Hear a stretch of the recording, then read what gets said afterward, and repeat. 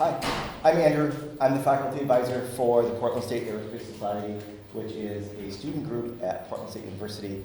It is an adorable student group. We love them a lot. They do amateur rockets, which most of you have seen outside, and liquid fuel rocket engines, isopropyl alcohol, liquid fuel, and liquid oxygen, and satellite ground stations and CubeSats. And I'm mostly going to talk about CubeSats today.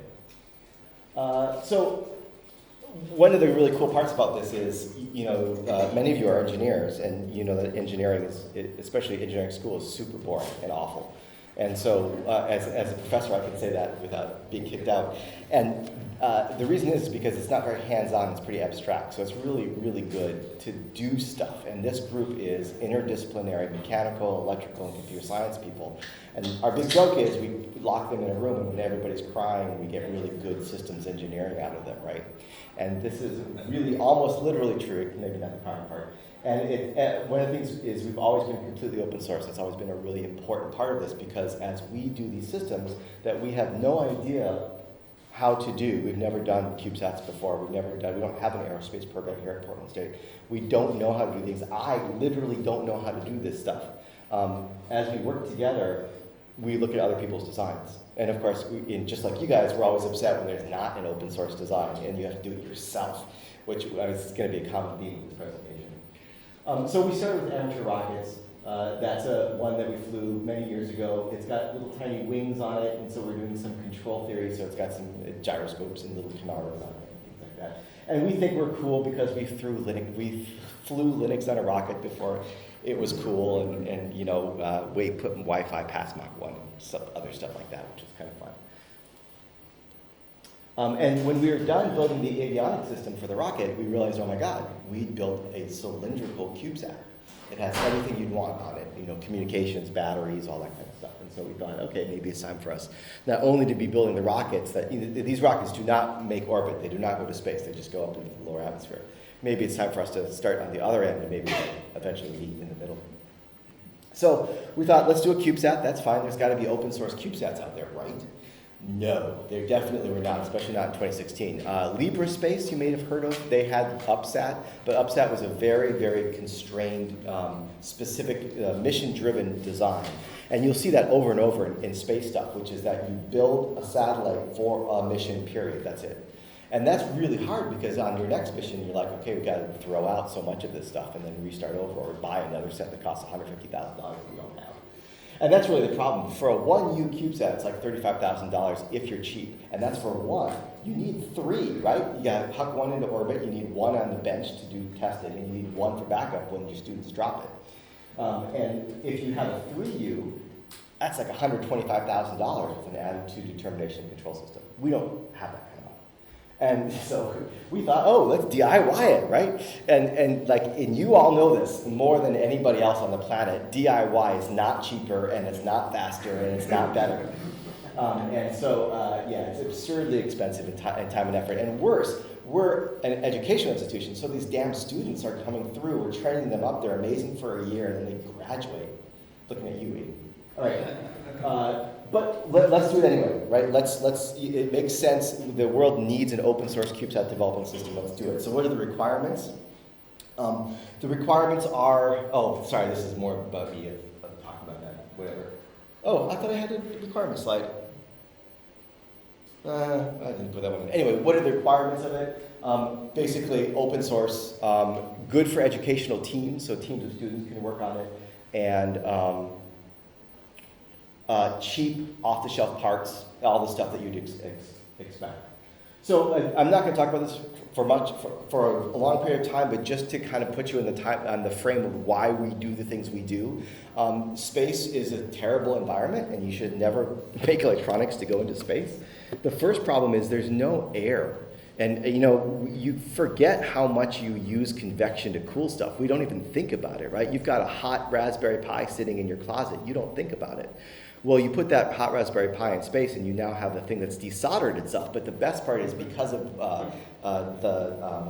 what's it called, the force of the liquid, it keeps going. It doesn't actually float off into space. It actually, it's on the board with liquid solder as it's on, it's just terrible. So vacuum is a real problem. Anything that moves, if it's metal and it rubs against each other, there's no reason why after many vibrations, it won't actually weld together, literally weld, it's called cold weld.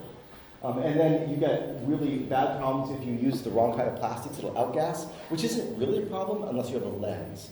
Because that outgassing goes somewhere, right? It kind of goes out, and then it comes back, and then it sticks to the outside of your satellite, and it clouds up your lenses and does everything else like that. We don't care that much about this, but if you're on a space mission and you're next to a NASA satellite that's got real optics, they will murder you if you coat their optics with, like, PVC plastic in your wiring harness, right? So you gotta be careful. And then, of course, there's stuff that explodes out. If you've got epoxy with air bubbles in it, it'll eventually work its way out and explode, things like that. So that's bad. Thermal, I talked about this a little bit. Thermal is very hard. Everything's conductive, right? You have to conductively cool it. But it's worse because on one side you've got, minus, 270 degrees Celsius, 3 Kelvin of the background of the universe. And then on the other side you've got a 300 degree Kelvin Earth. And then over there you've got 1.3 kilowatts per square meter of the solar influx, right? And so your poor little satellite is sitting there. And if your satellite's not moving, if it's not rotating with respect to the sun, you'll get like, a couple hundred degrees C on one side and minus a couple hundred degrees C on the opposite side. That's not good for your electronics, turns out. So you tumble and you do stuff. And so we have to worry about this. We've got some thermal simulations. So one side, if it's not tumbling, goes up to plus 90, and the other side goes down to minus 30. So that's just us playing with a thing called thermal desktop. And then, of course, there's the big bugaboo, radiation. It turns out radiation is not a big deal in low Earth orbit. We are in this beautiful cushion called the Van Allen belts that take care of most of the radiation for us.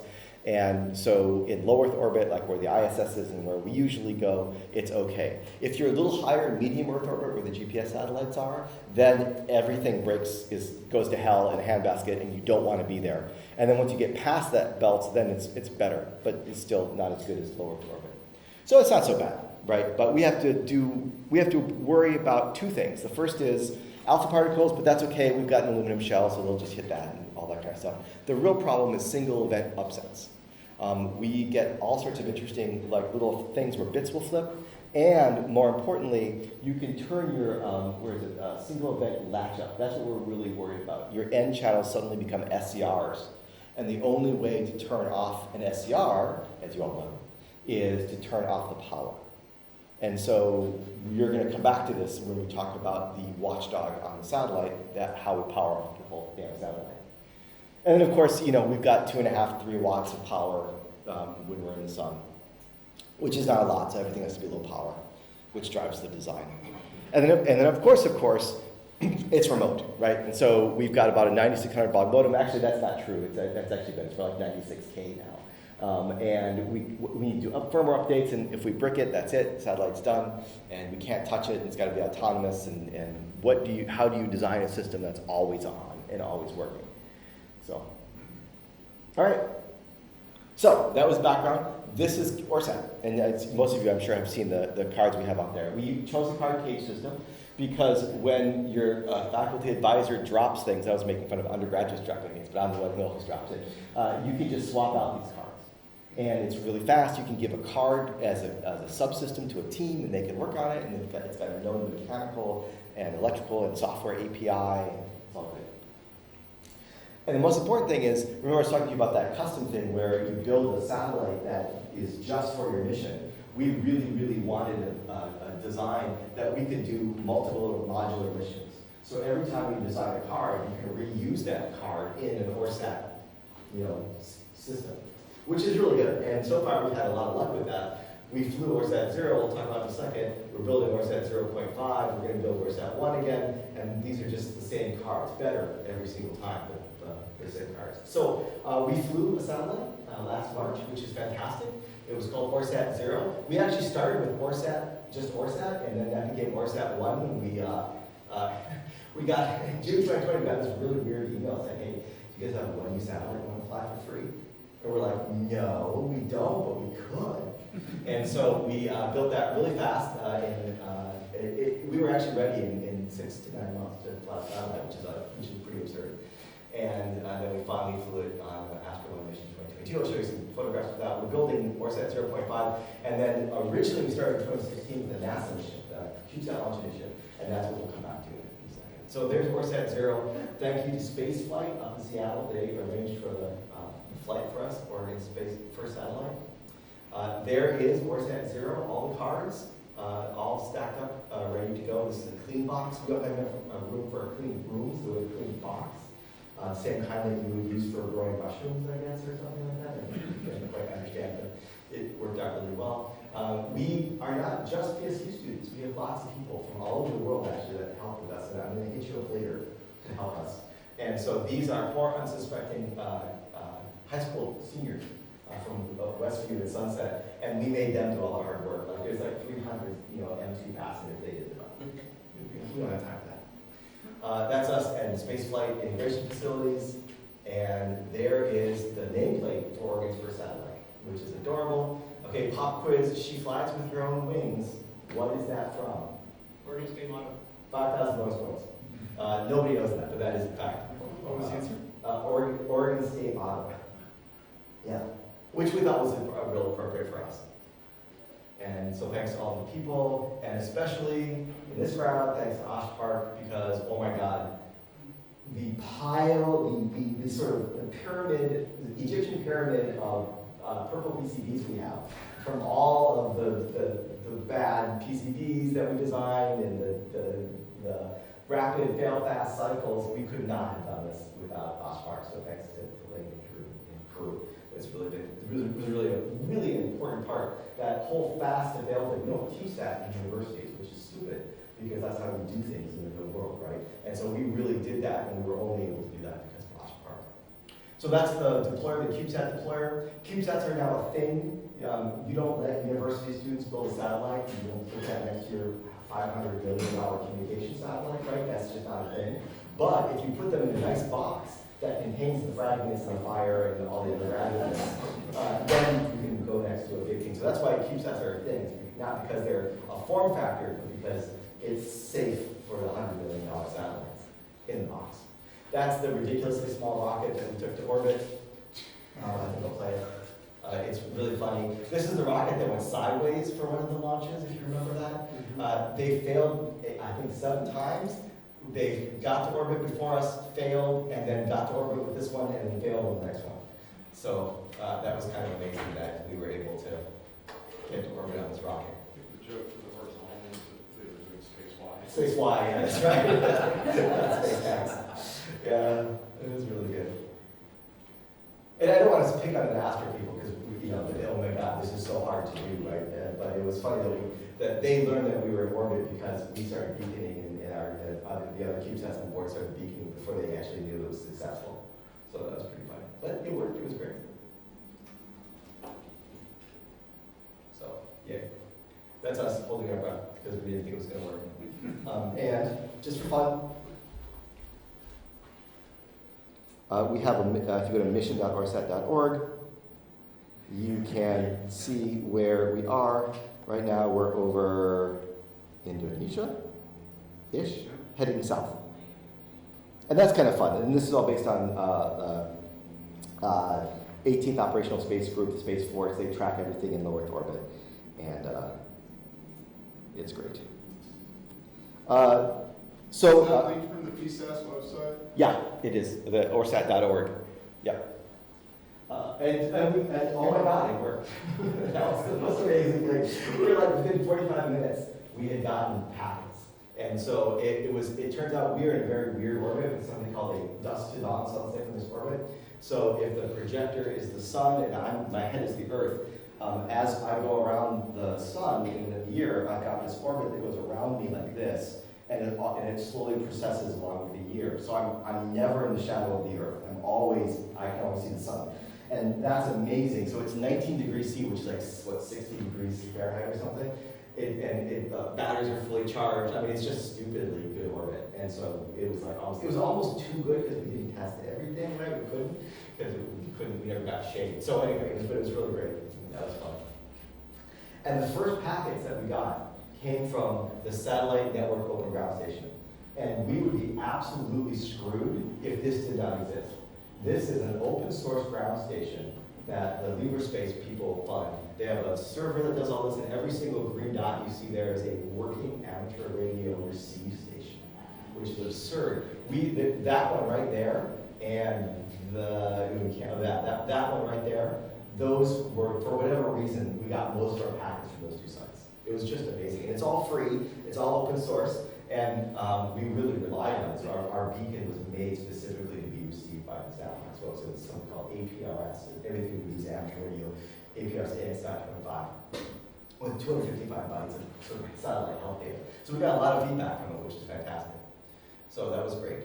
And we were really excited about this. We got 2 weeks of really, really good data, and then on cue, the satellite shut up.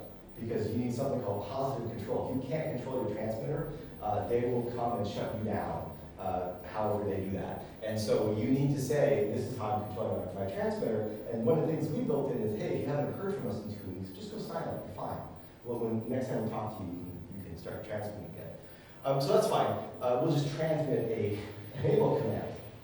Yeah, okay, we didn't have a working ground station. So we started working on a working ground station that's transmit capable. SatNogs is receive only, which is fantastic, but we need something that can transmit. And so we started on Uniclogs, the University Class Open Ground Station. This is yet another one of those DIY open source projects that you do yourself because, god damn it, nobody else has done it. And so this built on top of SatNogs. It's a SatNog station, but now we've got HackRF1s and RTLS SDRs and other things to make a fully, Linux boxes, Raspberry Pis, whatever, to make a fully transmit capable thing. Now, you need an amateur radio license to run this legally, right? And you need other stuff, and so you gotta be a little bit careful, but other universities, University College London, Cal Poly Pomona, other folks are now building this, and we have an agreement to share the site so that, if you have a 1 megabit, upload, you can do it across sites, which is really good. So, and it's a bunch of different bands. You can see, we don't have the dish up yet, but that's coming. We've got VHF, UHF, and LA.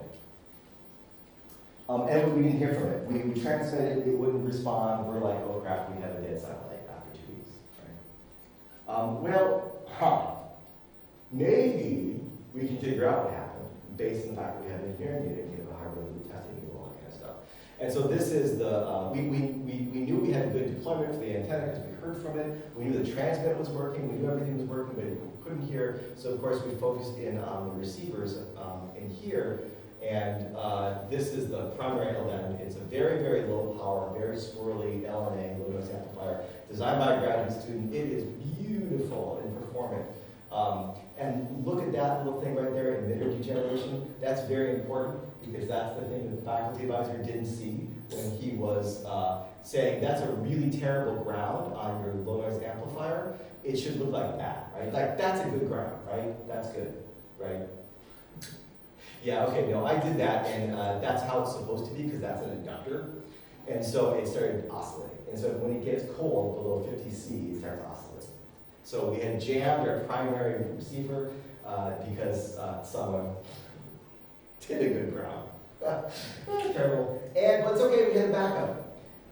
Unfortunately, we found a firmware bug, and the LNA wasn't, this system we could turn off because it was a backup, and so when we realized it was off, it really was off, and we never turned it on. And not only that, but we found out that the LNA was also 15 dBm down for some weird thing. Apparently the LNA requires 50 ohms on the output, not just the input. A 50 ohm, no, sorry, a 3 dB load on the 50 ohm load on the output, which is not in the data sheets. Otherwise, it doesn't really work. So that's all terrible. So we needed 3,000 times the amount of power to talk to it that we designed the unit clock station for, and $3,000 times 90 kilowatts. Theoretically, we could build that, but we wouldn't legally be able to do it. So what we really wanted was a really big dish, and it turns out there are really big dishes, and you can use them if you ask nicely.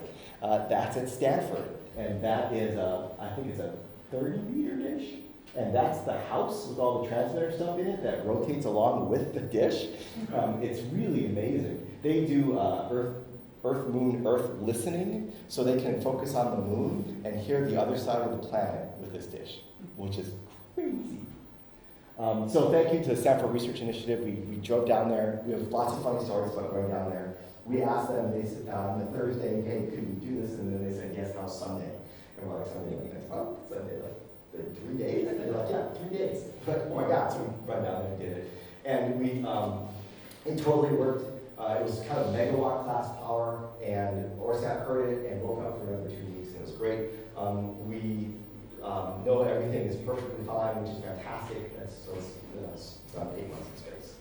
So we're now building a kilowatt class system to see if we can talk to it again. If not, we might go back to Stanford, but Stanford issued that for repairs and has been for a while. So.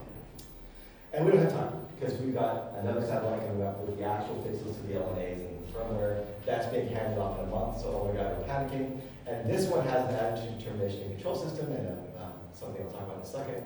So that's part of it, the system.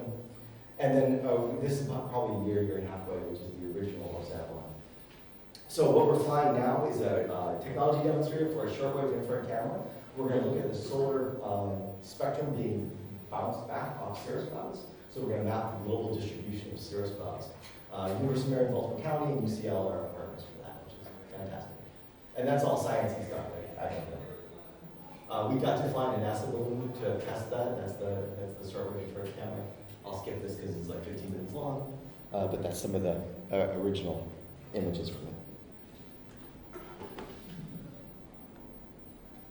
Another one, if you've out there, you've seen it, we are doing something called OreSat Live. It's a huge STEM outreach mission. We're not doing this on the one coming up in August. This is one in a year. But we're testing the technologies for this mission.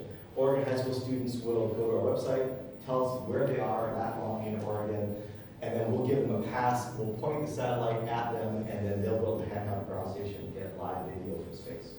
We call it the 400-kilometer selfie stick, and it is specifically made as a STEM outreach because we don't have a lot of airspace in Oregon, which is a little silly. Some of you might have seen part of this, which is this hand-ground Schmidt-Cassegrain telescope.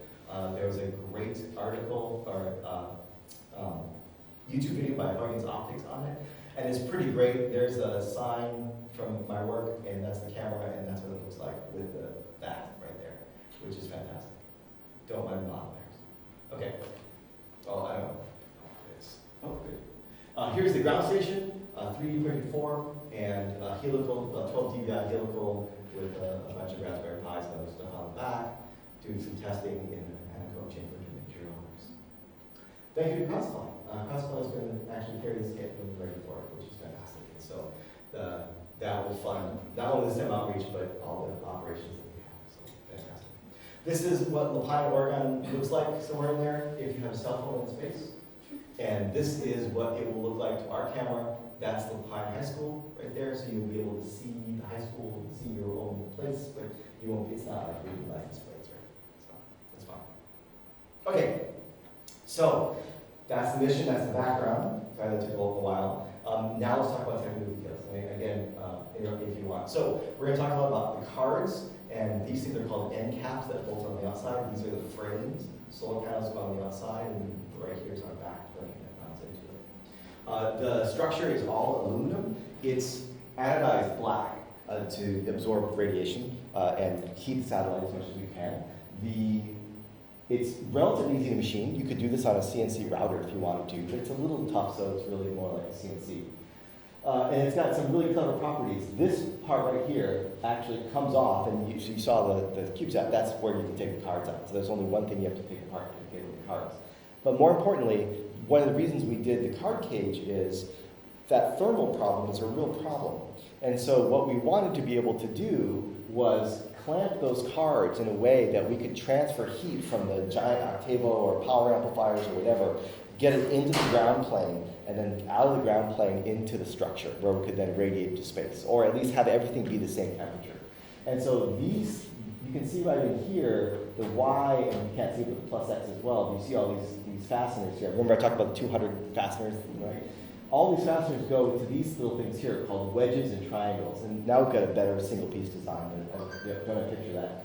And you tighten these screws, that pulls this wedge in, pushes that triangle up, and it clamps the cards. And the beautiful part for you electrical purists is that it's all anodized aluminum.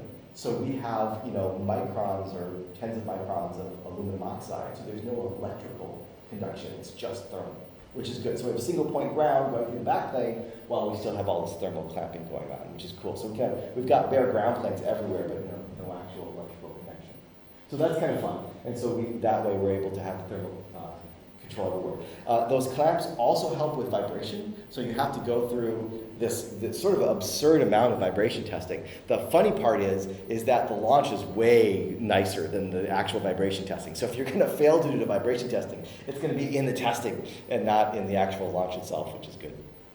So thanks to Tektronix, by the way.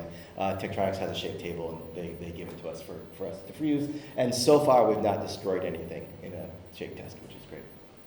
Talked a little about thermal modeling. Thank you to Thermal Desktop, who's given us this. So this is our model. I talked about the thermal transfer. So here's the ground planes that we transfer to. We make drawings, we send them out, and we try and have a kit that we put together. So we talk about manufacturing and what that means. And so that's all you need to put together the mechanical part of the structure. So if you were a team and we sold this like crowd supply one day, then they would do something like this, which is cool. Okay, finally to the more technical details. This is the backplane. On the backplane, we've got these carbon connectors, we call them. It's I think it's a Samtec 50,000 inch connector, 1.27 millimeters. There's some aux things that we never use, which is fine, but always good to have auxiliary connectors. And these are our RF. So we use what are called SMPM connectors, which are good up to about 18 gigahertz, and strip lines on 4-layer OSHPARC.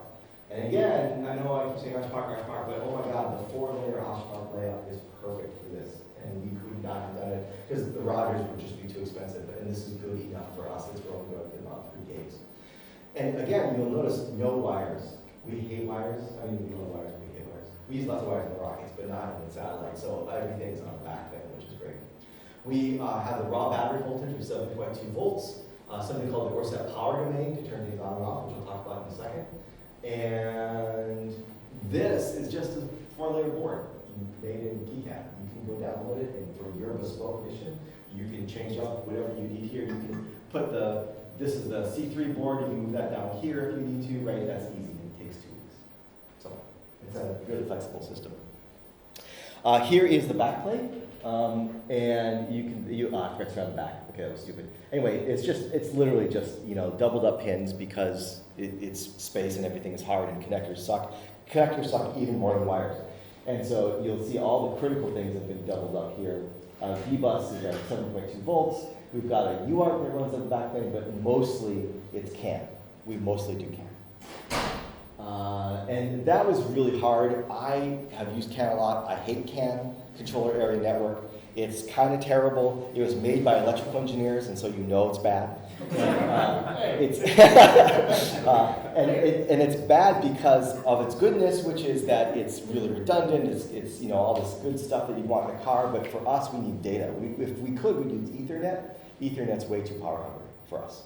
So we can't use Ethernet. We're crossing our fingers for single pair Ethernet. Whoever's working on silicon, please get a single pair Ethernet right now, please. In a RISC-V, right? And we'll be happy. Shutdown circuit, we're going to go over that in a second, but CAN, bus, shutdown, UART, and then OPD, OreSat power domain. That all runs up and down this thing. So we have 2 layers of software infrastructure, if you will. This is the firmware development kit. We have an STM32F091, which is Cortex M0, that talks CAN. So this is the battery pack, and it's got a controller on it. This is the proto board that we use that we can give to students to work on, and this is the $11 cost development kit that you can buy from Nucleo, right? So when a new person comes on board, we give them one of these. We might never see it again, but that's okay. It's $11, and they ramp up on all of our open source tools, and then they get a proto board, or they go straight to this, and so we have some onboarding. And that's really important because you can't just give people space hardware, right? You need development kits and onboarding and things like that. And here's the STM32. It's nothing exciting. CAN transceiver, 16 megahertz crystal, I think. Yep, and like nothing else. There's nothing interesting here. JTAG, yay. Firmware on board, we have CubeOS, which is a real-time operating system, usually used for STM32s. Really great operating system, really clean, really love it. For those who have PTSD from free RTOS, it's not that. So that's good. And we also use CAN, right? We also use the CAN open standard on top of CAN, which may or may not be a mistake, but we use it, and that's a huge application layer on top of the CAN protocol. CAN Open Node is an open source C library that helps with that, and yet another open source project because everything else is, every other thing is garbage. Yes, every other thing is garbage. And this is, again, this is a real problem, right? Like, we needed something called electronic data sheets for the CAN open protocol, and we needed it. We just wanted a tool to just work. And what's out there is just, it's a what's it called? It's a C# project. And it's just, so bad. So we just rewrote everything in Python. Right. And it took us months. If Ryan's in the audience, Ryan did it. And, you know, there you go. CAN Open Monitor, again, we need something to just look at the CAN Open messages and see what they were. And so we wrote more open source stuff to help with this project, which is annoying. So I talked about the microcontroller. That's on the solar panels and battery pack. We have some heavy lifting on the GPS and the Star Tracker and now the main board. And so we love this chip because we can solder it. It's an Octavo OSD 3558X, maybe I got that wrong. And it's a single chip system on chip. It's got a Satara processor on board with a gigabyte of memory, and you can talk to an eMMC for flash, and that's a Linux box, which is fantastic. And so that is, for $35 we on board the CS kids, and then they can graduate to the Star Trackers. On board that is the Pocket Beagle, basically Linux image that we use. And we call it OreSat Linux because there's a couple changes, but not a lot. And then on top of that, we've got Olaf, which is a Python framework that talks CAN open and does file transfer on the bus and does all the sort of housekeeping stuff, including, like, you know, we can upload .dems and pips and bash scripts up to the satellite now, and then run it locally on things for an update, which is fantastic. It's totally not a security issue. And then we've got some good read the doc. So if you're interested and you do embedded Linux, oh my God, help. Because we really need a lot of software help right now. There's a lot to do. Okay. We also have on board the Satara processor, on board the Octavo ICs, is something called the Protocol Resource Unit, I think it is. Programmable real-time units. Thank you. Programmable real-time units. I should remember that.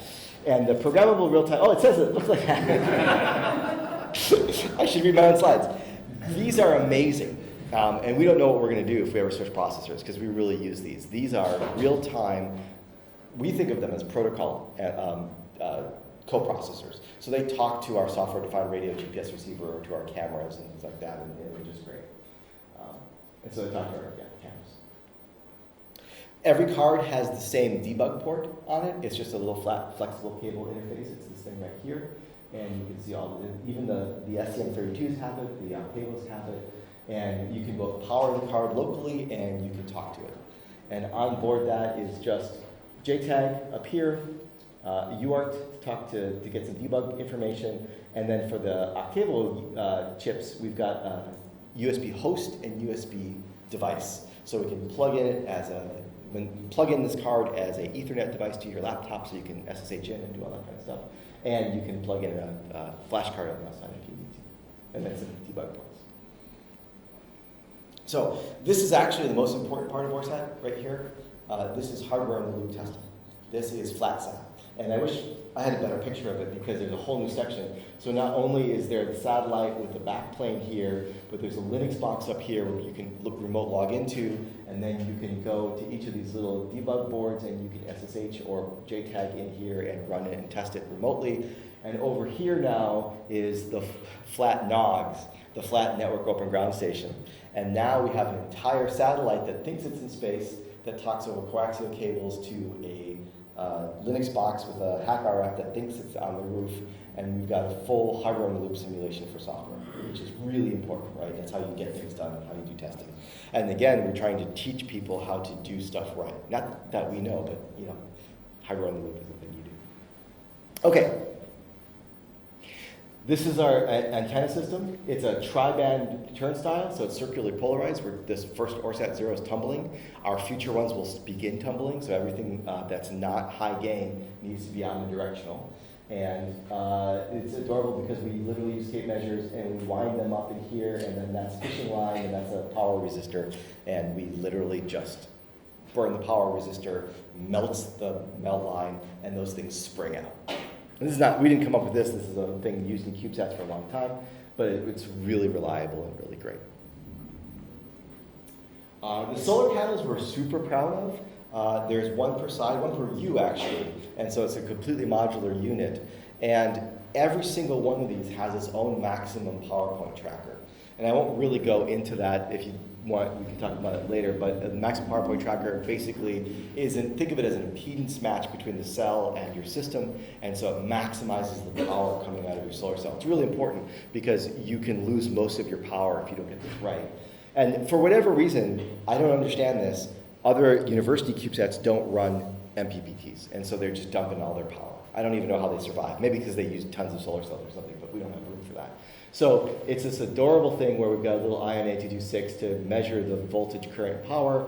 That goes into here. We've got a software routine that then controls basically a boost converter that goes from 5 to our 8.2, which should be 8.2, not 8.4 Vmax, to charge our battery. So that's also our battery charger, right? We just go up to the float voltage of the lithium ion cells.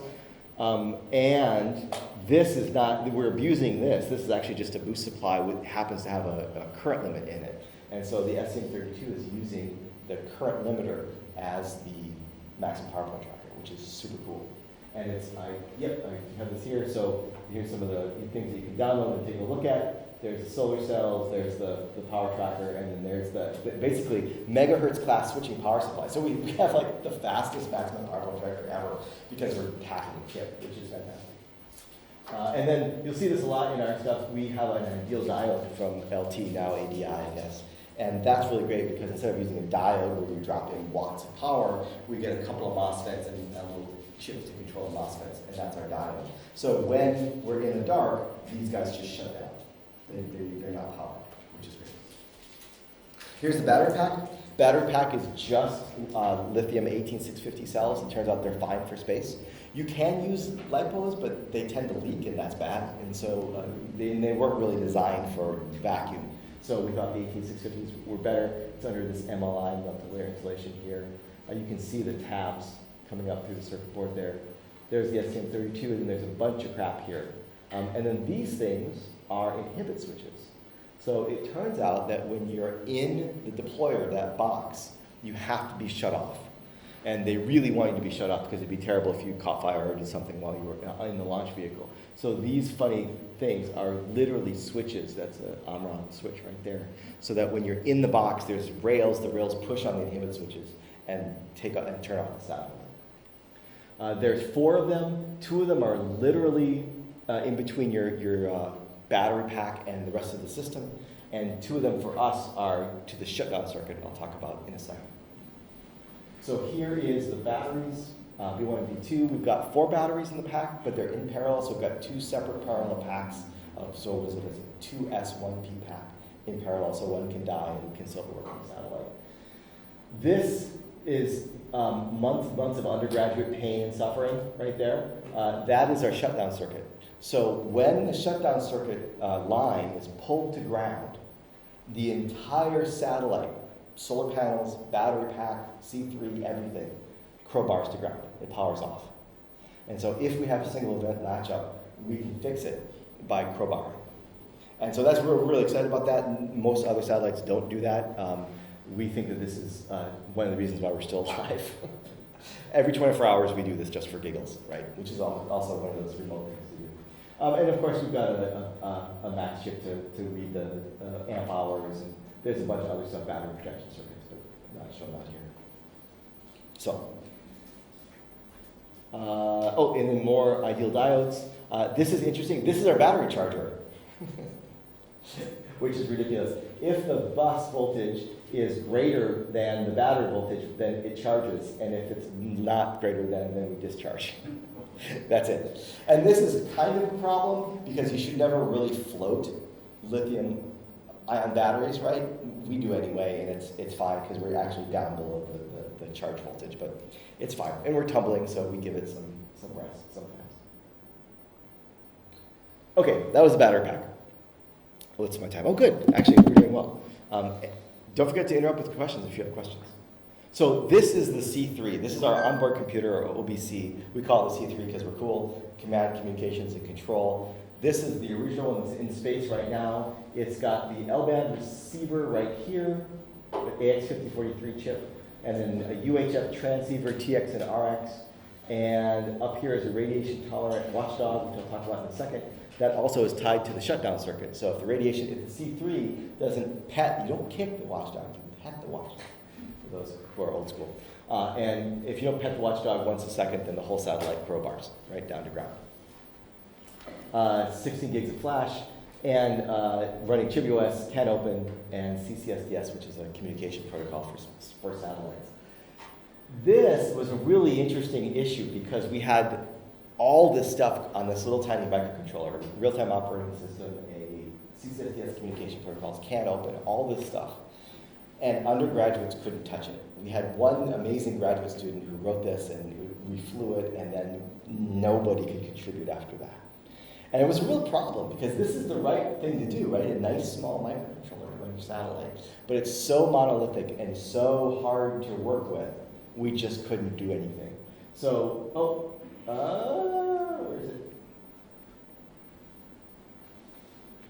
Oh, I killed it. Ah, damn it. I must have overlaid it with this slide alone. We're changing the STM32 to an Octavo chip.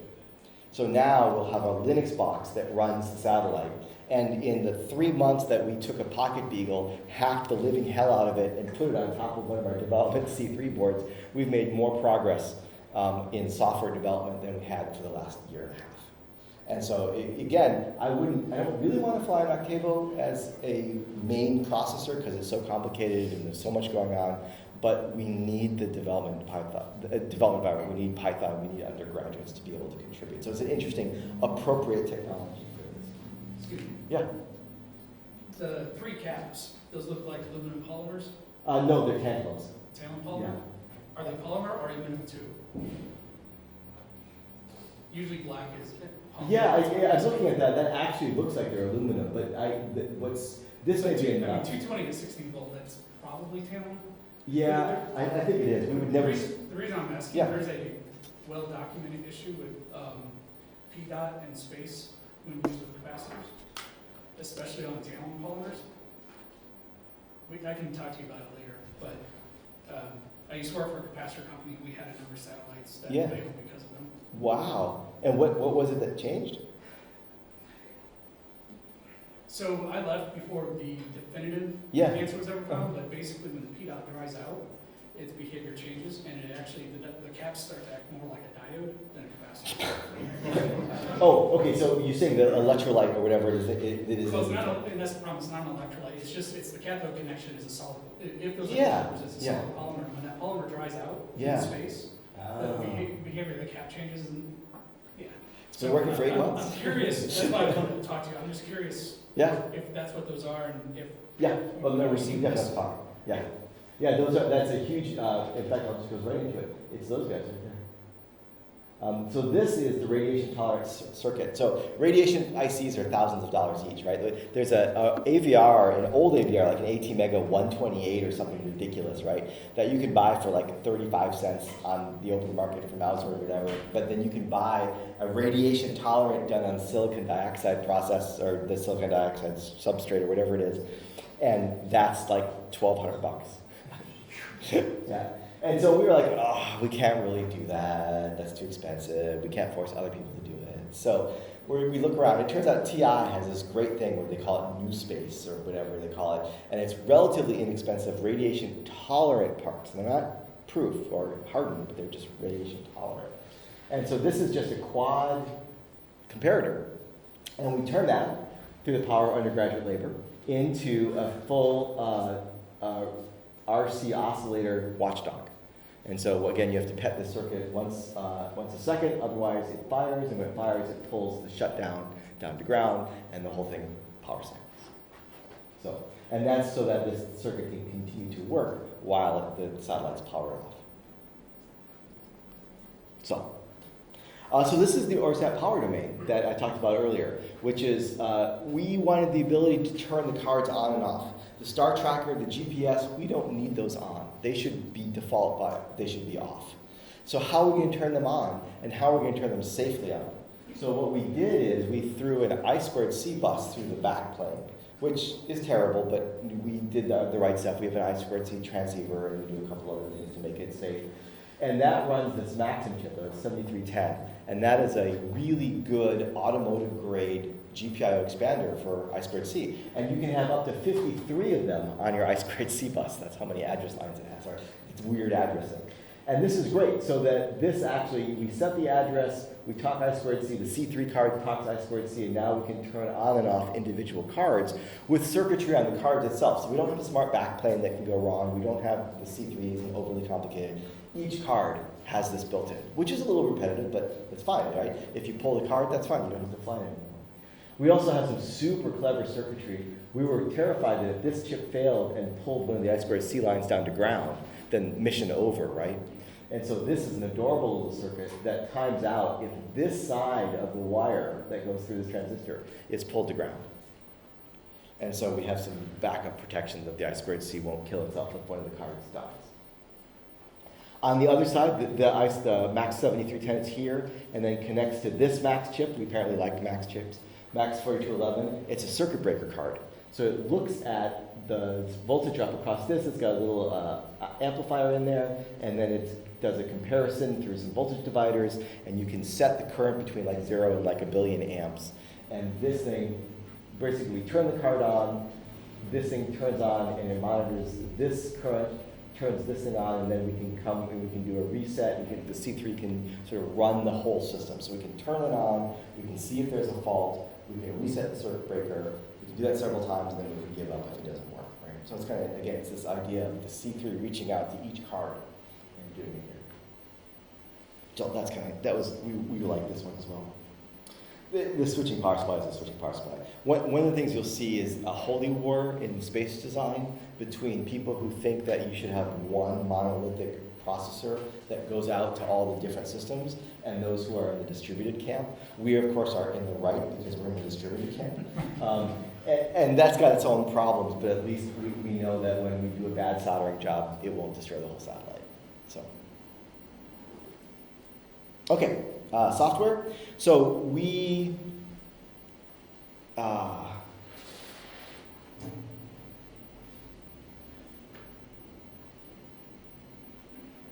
did I talk? Oh yeah, I did. Okay, good. Sorry.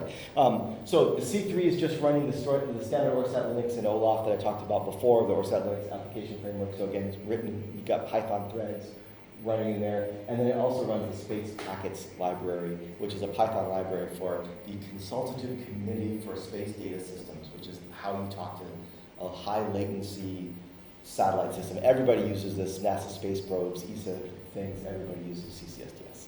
And it's great. Our star tracker is adorable. It's got a little on-semi chip right in here, a little commercial lens that talks through the PRUs to the Octavo, and then we run an open source project called Open Star Tracker. And Open Star Tracker then can take the image, look for stars if there are stars, and tell us which way the vehicle is pointed. So that's our attitude determination right there, which is really fun. And you can go out to the middle of the Oregon desert and point it up and see which way you're pointed, which is kind of cool. Oh, there we go. So there's the sort of software infrastructure. This is OLAF now, and this is all OLAF. And then the Star Tracker runs its own application, talking to PRU cam, talking to the external camera. GPS has a ASIC on it that is meant for space by Orion, NavSpark Orion. It used to be Skytrack. That's this little guy right there. And that just works, which is fantastic. And so we just get the, ECEF coordinates from the chip itself. However, we want to be a little bit more hipster than that, so there's also a Max SDR GPS chip right there, and that goes through the PRUs to there, and that doesn't work right now. It has worked in the past, but the software is kind of bit rotted, and that's basically SDR GPS, which is really hard, but that's okay. There's yet another open source project that is now probably way better than it was a year ago or 2 years ago that we can use. So part of the attitude determination and control system is the control system part of it. And so this is something that we're working on literally today. There are students in the lab right now working on this. These are called reaction wheels. And what this is it's literally just a mass on a motor that spins up. And if you remember your high school physics, if you take something, if you're on a Lazy Susan and you take a wheel and you spin it this direction, then you start rotating the other direction because of the conservation of angular momentum. And so that's what these are. These reaction wheels, as we spin them up, the satellite spins the other way. And so it's really cool. It's really hard because it means there are things moving in space. Again, we couldn't afford a real reaction wheel, so we hacked one together. We took a drone motor and we chopped off the top and we pulled out the bearings, because again, metal on metal bearings would freeze in space. We replaced them with hybrid bearings where the bearings are actually silicon nitride and readily available. This is the stator, this is the rotor of that motor, and this is a big, huge brass weight, essentially the rotor. And so this whole thing spins, this is the central axle, and then there's a little magnet up there because I'm actually very excited for the VESC presentation because we did a motor controller that we started with the VESC, couldn't get it to work, and so I want to hear about where VESC is today. I don't remember what it stands for, something electronic speed control. But basically we made our own reaction wheel board to run it using GAN FETs and other fancy stuff because it was hard to get this to behave without a bunch of cogging. So that's kind of exciting. We're very proud of this, and if it works, then it'll be great.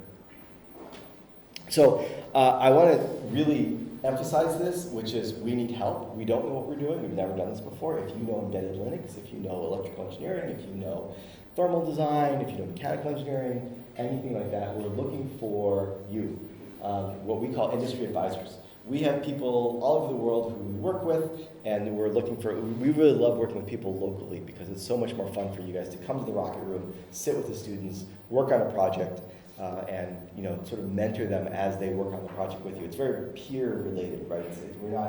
We're not teaching the kids as much as we're working with interdisciplinary teams to get this stuff to work, which is really fun. And of course, we'll take cold hard cash if you have lots of it, as a nonprofit.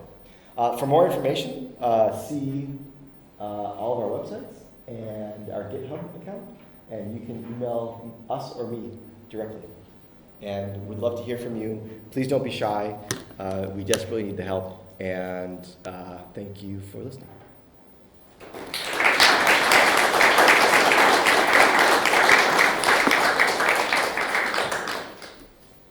You mentioned the commitment to open source, but I noticed your ground station uses a Raspberry Pi.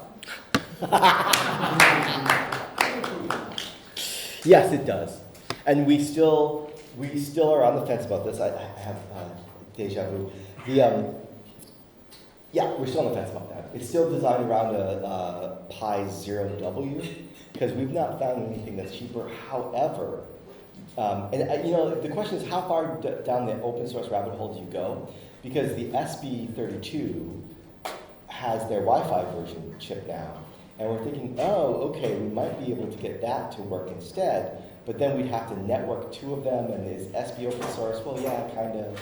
It's just hardware. It's one of those things. So we're still open to that. We could go with the Octavo. That's one of the things we've been thinking about. But then we have to build it and get it through crowd supply, right?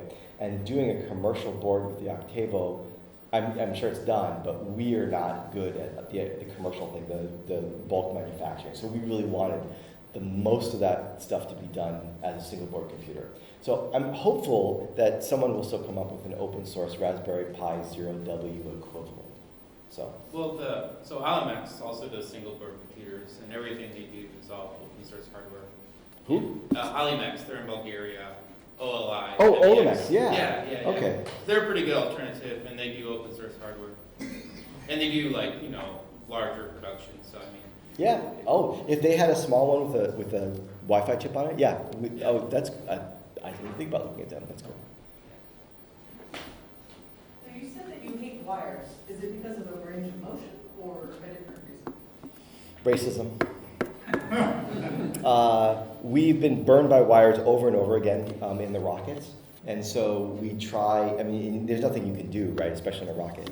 There was a guy working on a it's got a kind of a cable CAD who's out in the front. We're very excited about that because cabling is one of those things that you just think at the last moment, oh, I guess got to get a wire, right? But it's the thing that fails every single time. And so we try to reduce the number of cables in the satellite. The other problem with cables is you have to plug and unplug them. And one of the things that really has worked really well with the card cage is that connector we chose has got thousands and tens of thousands of cycles on it with no problem. And so we're not going to torque the connectors, we're not going to do bad things every time we unplug it, which we've seen happen, right? Like it's on the 5th time that the undergraduate grabs the cable and pulls the thing out by the cables, right?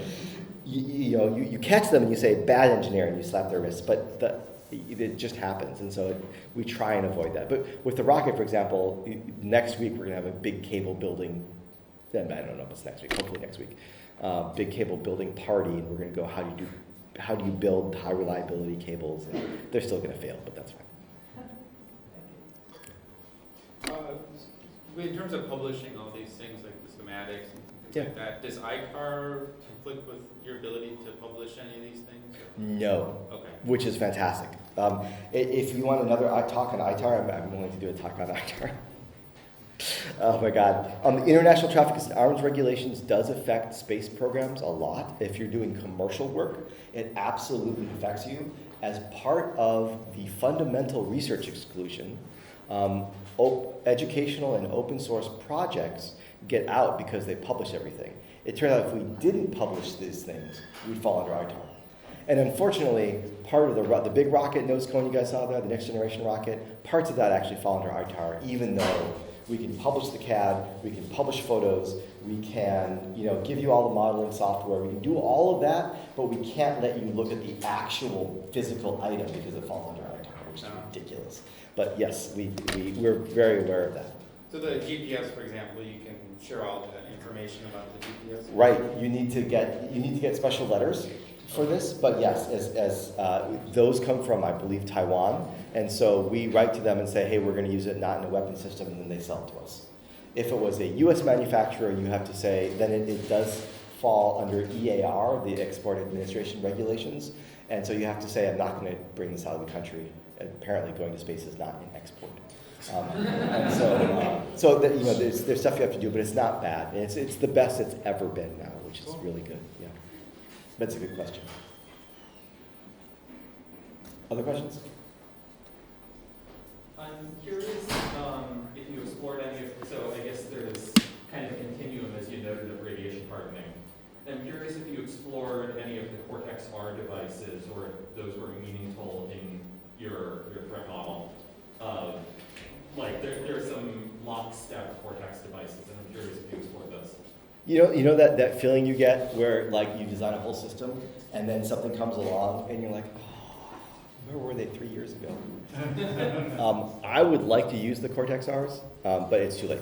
I mean, it's not really too late. We can always spin stuff, but I like them. I like the reliability. I like the stuff that's built into them.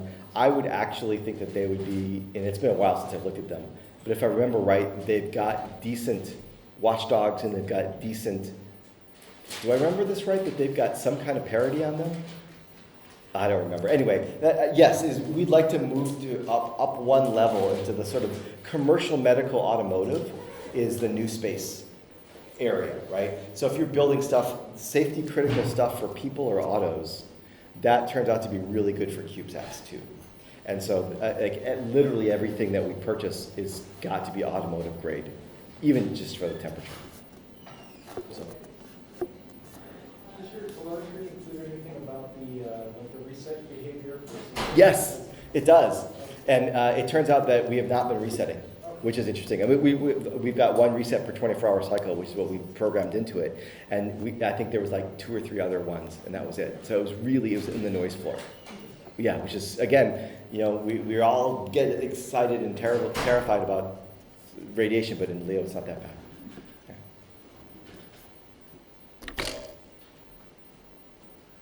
Looks like you're making good use of the PRU as part of the Octavo SoC. If you were to switch to something else in the future, maybe RISC-V days, do you have a successor to the PRU in mind? No, that's why we're a little afraid. We don't know what we would do without it. Probably FPGAs or something else to go from whatever weird thing we had to the RISC-V, which we don't want to do because that's more power and more complexity. We did that actually a long time ago. We did the GNSS SDR into an STM32 and then threw the results over Ethernet. And that was just a simple CPLD actually to do that. So we could do that, and that's probably what we'll be forced into doing, but we like the PRUs because they just work.